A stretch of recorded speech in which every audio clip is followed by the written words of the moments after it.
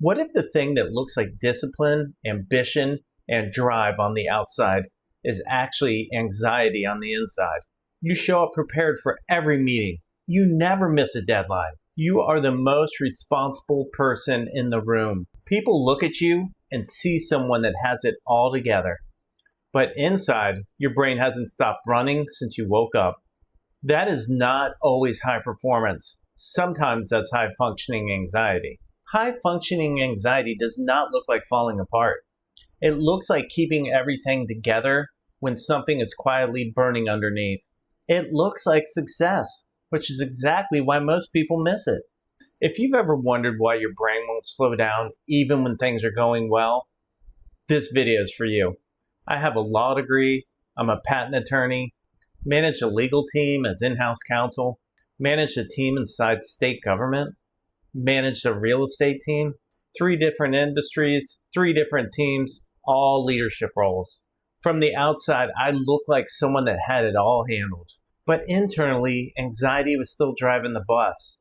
When I had a court date and I knew I had to go in front of that judge, I'd walk into that courthouse and my anxiety would start building.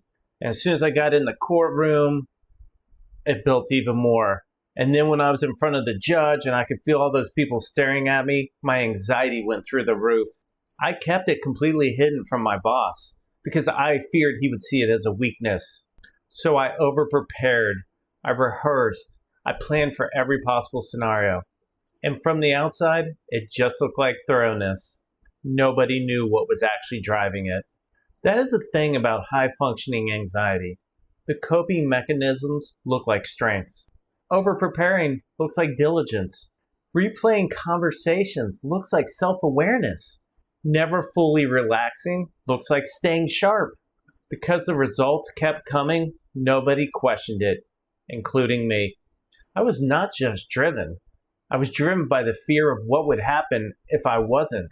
And there is a big difference between those two things.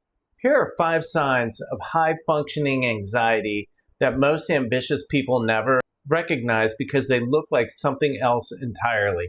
Number 1, your mind is always running even when you look calm. You are in a conversation, but you're always thinking 3 steps ahead, which I always thought was because I was an attorney. You are at dinner, but you're mentally running through tomorrow's to-do list. You look present, but internally, there's a noise that never stops.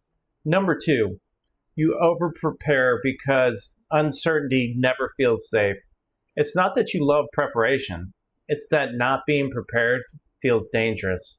There's a difference between preparing because you are excellent and preparing because your brain will not let you feel okay without it.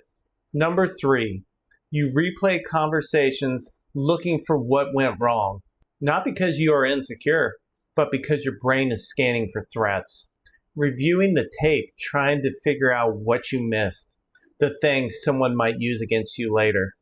The thing that could become a problem. Number 4, you cannot fully relax when things are going well. Instead of enjoying the win, your brain is looking for the next problem.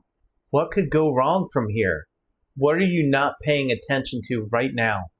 You worked hard to build something good, and your brain will not let you enjoy it because it is already bracing for the next hit. Number 5, you use achievement to feel safe, but the finish line keeps moving. You hit the goal, and instead of feeling satisfied, you set a bigger one.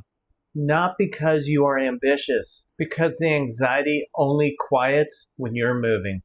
The moment you stop, you feel the discomfort of exactly what you've been outrunning. These are not just personality traits. These are anxiety patterns that have been rewarded for so long that they stop looking like anxiety. The goal is not to become less ambitious. The goal is to stop letting anxiety be the fuel. Ambition powered by clarity, confidence, and a genuine desire feel like forward momentum. Ambition powered by anxiety feels like running from something. One feels expansive, the other feels exhausting. And most high performers have been running on the second one for so long, they forgot what the first one feels like. The first step is just recognition, not fixing, not changing, not overhauling your entire life. Just starting to notice when the drive comes from excitement versus when it's coming from fear. When the preparation is coming from confidence versus when it's coming from dread. The awareness alone starts to change the pattern. You are allowed to be ambitious without anxiety running it. You are allowed to prepare without dreading the alternative.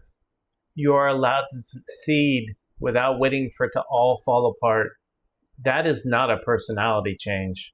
That is just removing anxiety from the driver's seat. You built everything you have with anxiety along for the ride. Imagine what you could build without it in the way. By the way, I'm Vinnie Merz, a high-performance anxiety coach. I help ambitious professionals stop anxiety from sabotaging their success, their confidence, and their peace of mind. If any of those 5 signs hit close to home, that's not a coincidence.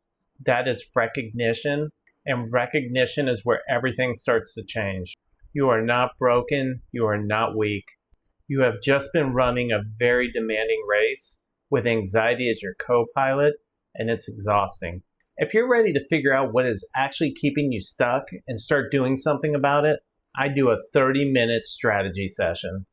We'll identify what's keeping you stuck, what your goals are, and whether my coaching process is a right fit for you. No pressure, and it's free. The link is below. If this helped you, subscribe. I post every Tuesday with practical tools to help you take back control.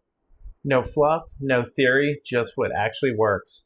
You built all of this with anxiety in the way. It's time to find out what you're capable of without it.